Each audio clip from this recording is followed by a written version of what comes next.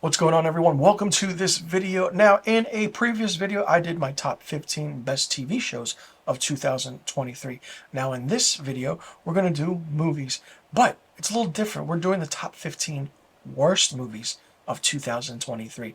Now, some of you might agree or disagree with this list, but leave it in the comment section below and let me know what your thoughts are. So let's get started. Number 15 is Blue Beetle. Uh, I wanted to enjoy this film a lot.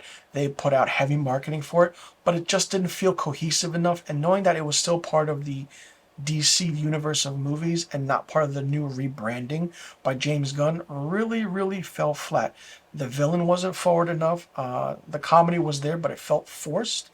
And it just didn't feel cohesive enough to be a superhero movie where if it was, done maybe 5 or 8 years ago, definitely would have been 100% hit. But you definitely see that by word of mouth and how people are perceived that how superheroes should be and what the dynamic is. Blue Beetle was not a good movie. The movie is slow going. The action is good, but it just didn't feel like it was cohesive enough to be that big of a hit, which is why number 15 on my list is Blue Beetle. Number 14 on my list is another superhero film, Shazam! Fury of the Gods. I wanted to like this movie. I loved the first one, but I feel like they did not know what to do with Shazam in either movie. The CGI is just not there. I don't give blame to David F. Sandberg, who directed it at all, because I'm pretty sure WB and DC were giving him so much shit about what to include and what not to include. Even Helen Mirren and, Lucy Liu couldn't save this film, even though they are a big dynamic acting prowesses. The action was great, but some of the scenes took place at night. The film is set in Philadelphia, and the ending takes place at Citizens Bank Park. But as a cohesion, it just didn't feel right at all.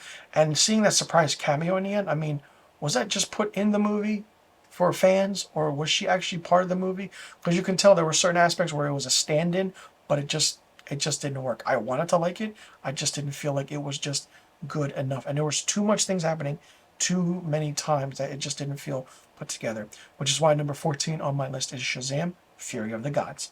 Number 13 on my list is Hypnotic.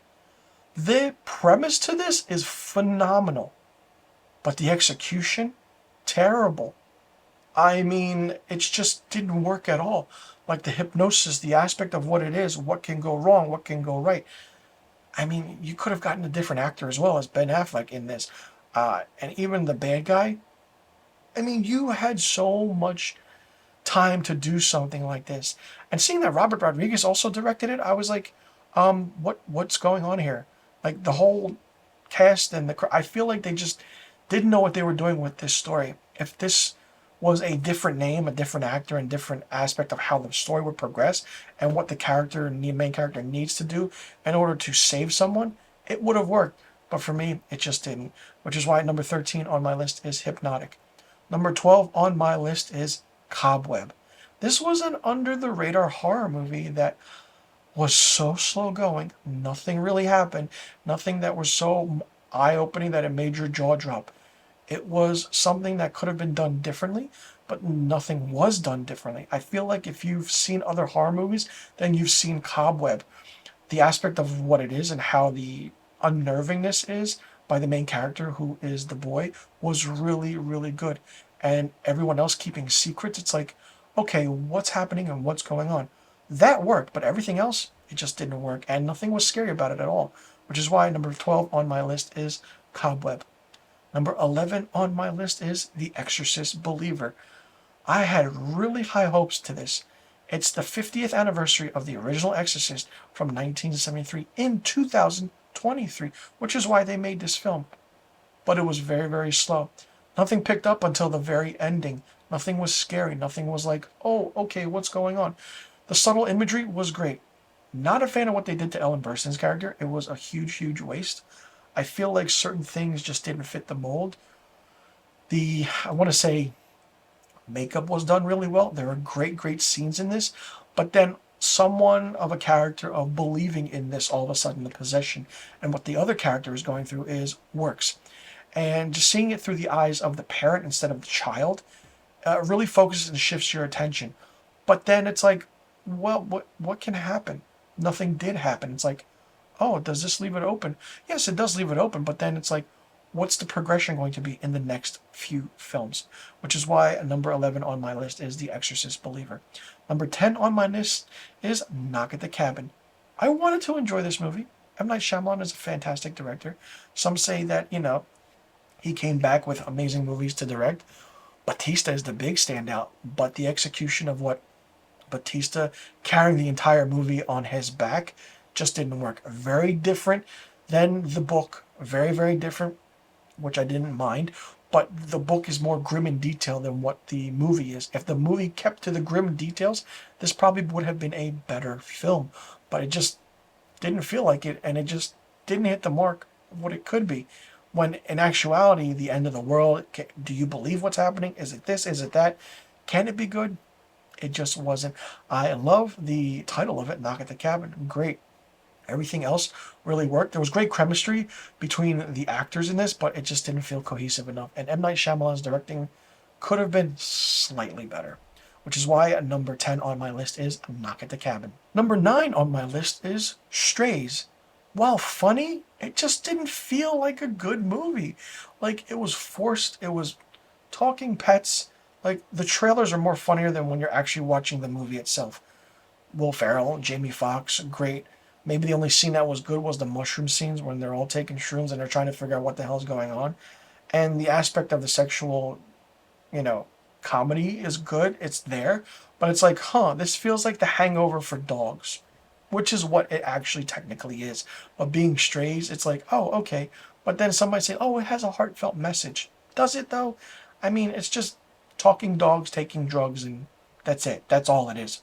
I mean, it wasn't a good film. I did not see it in theaters. I waited to streaming, which is probably the best idea I've ever done for a film, but it just didn't fit the mark. There were some laugh out loud scenes, but other than that, it was just a movie that was just too drawn out and should have ended maybe about a little bit earlier than it should have, which is why number 9 on my list is Strays. Number 8 on my list is No Hard Feelings. I mean, listen, Jennifer Lawrence going back to comedy, good, great, good for her. Seeing her full frontal nude, also great and good. But what transpired doesn't even work at all. The trailers are funnier. The movie as put together is not good at all. It just didn't feel like a movie that should have been made. But then it's like, what can happen? You take every other comedy, teen, action, or film that has something to do with a teen losing his virginity to someone. This is No Hard Feelings. The play on pun of the title is great, and seeing that what the parents would do for their son to get out of that little cocoon that he's in was good. Jennifer Lawrence kind of saved the movie, but it just didn't work as a whole, which is why number 8 on my list is No Hard Feelings. Number 7 on my list is 65. The concept of this with Adam Driver, fantastic. It was a very, very slow movie that was not good at all. Like, this man crash lands on Earth 65 million years in the past, and there's dinosaurs. What just happened? What's happening? When you find out what the story is and how that story goes and why this character that Adam Driver plays is doing things and protecting this young girl, then you're like, oh, okay. When the dinosaurs came on screen, the movie was 100 times better. When it wasn't, it was just like that father-daughter dynamic of a adventure movie where nothing happened at all, and it was just a lackluster performance by what could happen. This movie would have been good if certain details weren't given out during the marketing process or the trailers. It's like, how does someone crash land on Earth 65 million years ago? Well, you find that out in the opening sequences and even the end. It's a movie that should have been good. The execution was there. It just wasn't put together well enough for it to be good, which is why number 7 on my list is 65. Number 6 on my list is Infinity Pool. I don't even have any comment, question, or what the hell was this movie? I'm watching it. I was unsettled. It was unnerving. I was like, okay, what's going on here? And Mia Goth is just screaming as usual, as she does in all of her films. And it's there, but the tension, the sexuality of it's like, whoa, It's weird at times. Yeah, I'll give it that. It's very, very weird. And it's weird in a way where you're like, wow, that just happened.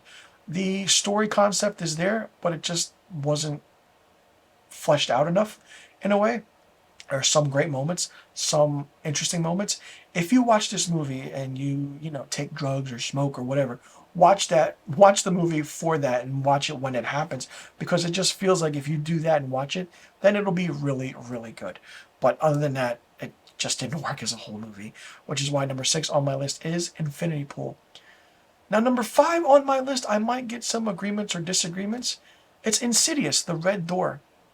It's great to see the Lambert family back again. Patrick Wilson in his first feature film directorial debut, and him coming back and at the same character, and them closing out the story. Great. When you see the revelation and the aspect of them explaining how and why the son, was in coma in the first movie, then you're like, wow, holy shit. And the mother kept it a secret for all these years?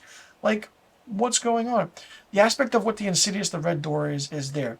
The emotional aspect is there. But the story is different. There are no scary moments at all. Nothing where it's like, oh, it's going to stand out. It doesn't stand out at all.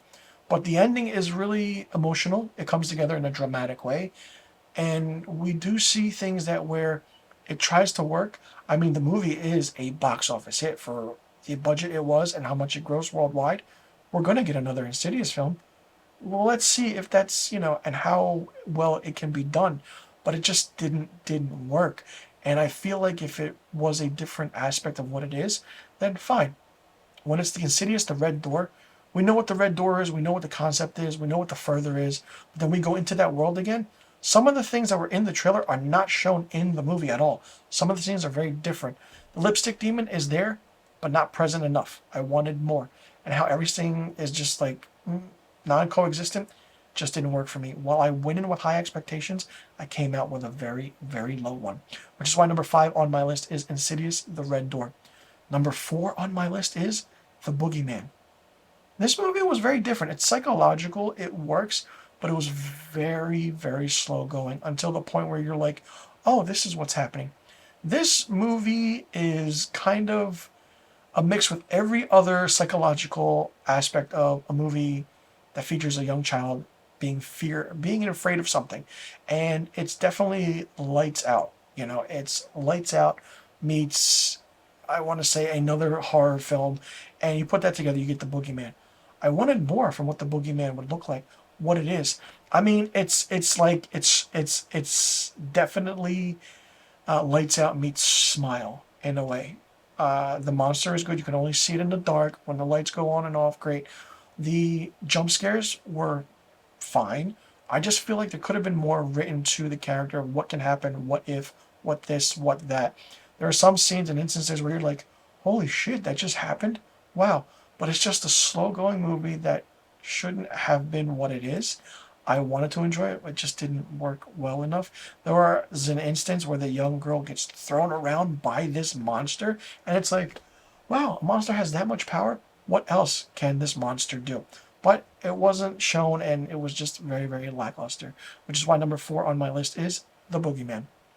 Number 3 on my list is Renfield. I wanted to like it. Nicolas Cage's, Dracula, great. Wasn't prominent enough. Nicholas Hoult was okay. Aquafina is the star of this show. Her and Nicholas Hoult have a great dynamic.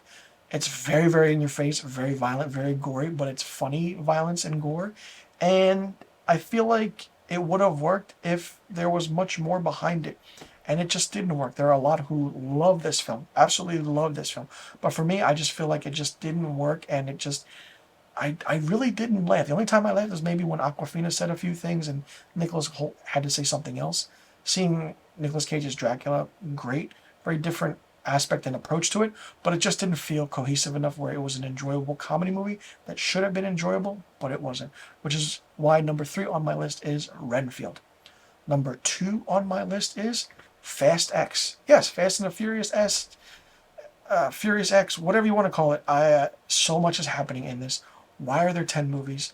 It's just that the twists and turns, the what ifs, the ands or buts about it is just like, okay. And it's just like, you're watching and you're like, okay, whatever they're doing in that movie, should not even happen in real life, and they do that. Yes, I understand it's entertainment purposes. Yes, I understand that the villain is in it. Family, once again, is a big, big notion.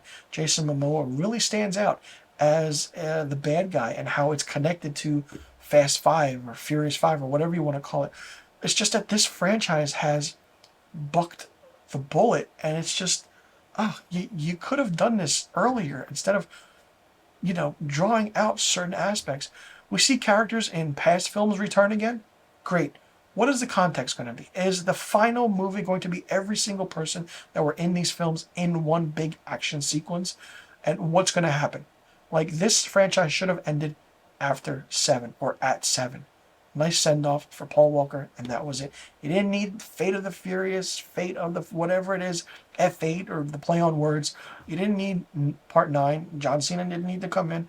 I mean, there's nothing to this part where it's like, okay, we're watching this and we're like, what the hell's going on? What can happen? And it leaves you with an abrupt ending because there's going to be another one after this, which is why number 2 on my list is Fast X. Now, the number 1 worst movie of 2023 is Skinamarink. Yes, it's a horror movie. My God, are you surprised? What in the ever-loving hell is this of all holy movie? Like, what is this? It was so boring. I fell asleep a few times. Nothing is there. The atmospheric feeling is okay. It's fine. It's unsettling. Things go missing. There's a child walking around in the dark of an empty room with no parents, and it's just someone or something in the back, maybe a demon, telling them to do certain little spooky things. Nothing was scary about this at all, but people are claiming it to be the best and the most scariest horror film of all time. What the hell? No, what are you smoking? This was a snooze fest. If you want to watch a movie and put it on and then fall asleep, Skinamarink is that film to do that with. It was an interesting try, but when you're growing up and you're my generation and you hear Skinamarink, you think of that song and you know exactly what song I'm talking about. But I won't sing it because I'm pretty sure it'll all be stuck in your heads. While I feel like the writing was there, it just didn't feel, put together. The directing was okay. There are some atmospheric moments where you're looking and you're like, you're squinting. Is like, do you see something in the distance? Or is that your mind playing tricks on you? What's going on? You can even watch this movie with the lights off and it won't even help at all. You'll just fall asleep faster. It just didn't do anything for me, which is why, I give credit for a movie like this being made. Every filmmaker studio should put out movies that is very daring and unprecedented, which this movie was, but it just didn't work at all. If a horror movie is boring and nothing happens, then it's not good and it's not horror. It's not scary. But some might say like, oh, being a child, that's fine. We understand that. But it just didn't work as a whole. That's why number 1 for me is Skinamarink. So there you have it, my top 15 worst movies of 2023. Let me know in the comment section below if you agree or disagree with this list. If you've seen these films, if you haven't seen these films, will you be watching it now that it was added to my worst movies list of 2023? What did you like about some of these films? What didn't you like about it? Do you think that, this list could be expanded more? And what else do you think should be added to this list or taken away? Let me know in the comment section below about all the questions I just asked. And be sure you click that subscribe button and hit that notification bell for new videos on my channel. I'm Mr. Filmstock, and thank you so much for tuning into my top 15 worst movies of 2023.